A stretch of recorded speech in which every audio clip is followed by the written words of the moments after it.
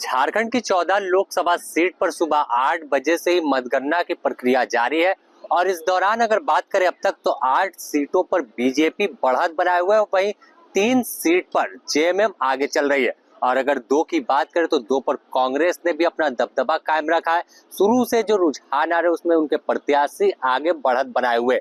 वहीं गिरिडीह सीट आजसू जो है वो लगातार बढ़त बनाकर आगे चल रही है। अगर हम बात करें तो जिस तरह से भारतीय जनता पार्टी 8 सीटों पर लगातार बढ़त बनाए हुए, उसमें गोड्डा सीट पर निशिकांत दुबे करीब 26,478 वोट के मार्जिन के साथ आगे चल रहे हैं।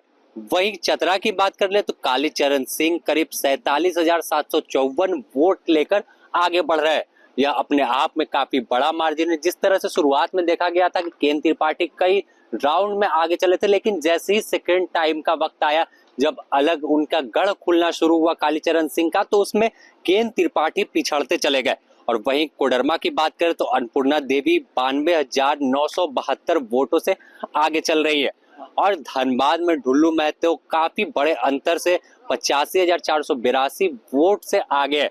यहाँ पर अनुपमा यादव कई राउंड में आगे जरूर हुई थी, लेकिन कहीं ना कहीं वो पीछे रह गए।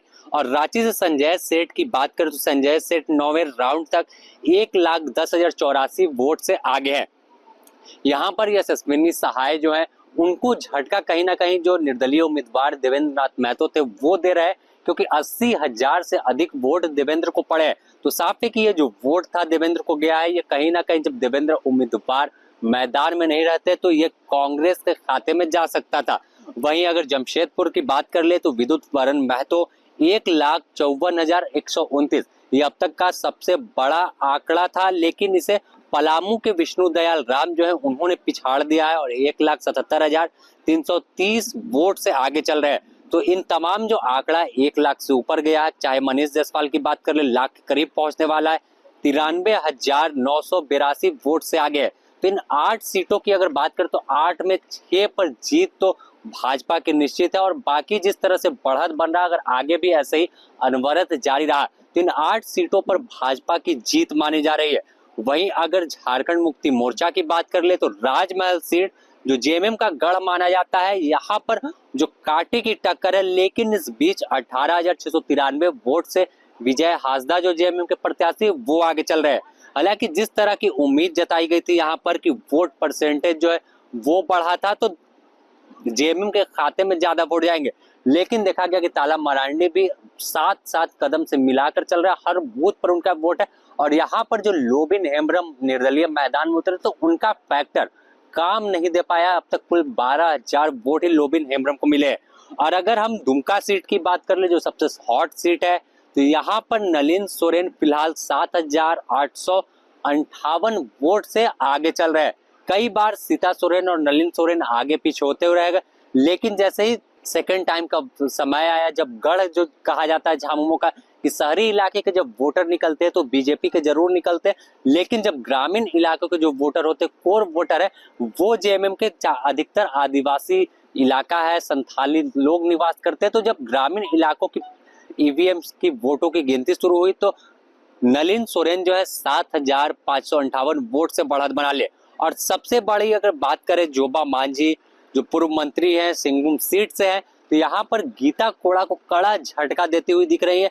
दोपहर 2 बजे तक के रुझान की बात कर ले तो 79,209 वोट से फिलहाल जो है वो आगे बढ़त बनाए हुए है। तो जिस तरह से देखे तो अगर चाहे विजय हासदा की बात कर ले या जोबा मांझी की बात कर ले, ये दोनों जो जीत की ओर आगे बढ़ रहे हैं, वही पीछे पीछे जो नलिन सोरेन है वो भी चल रहे हैं। अब बात करते हैं झारखंड में जो कांग्रेस है उसकी क्या हाल है, तो कांग्रेस भी 2 सीटों पर जो है लगातार बढ़त बनाए हुए।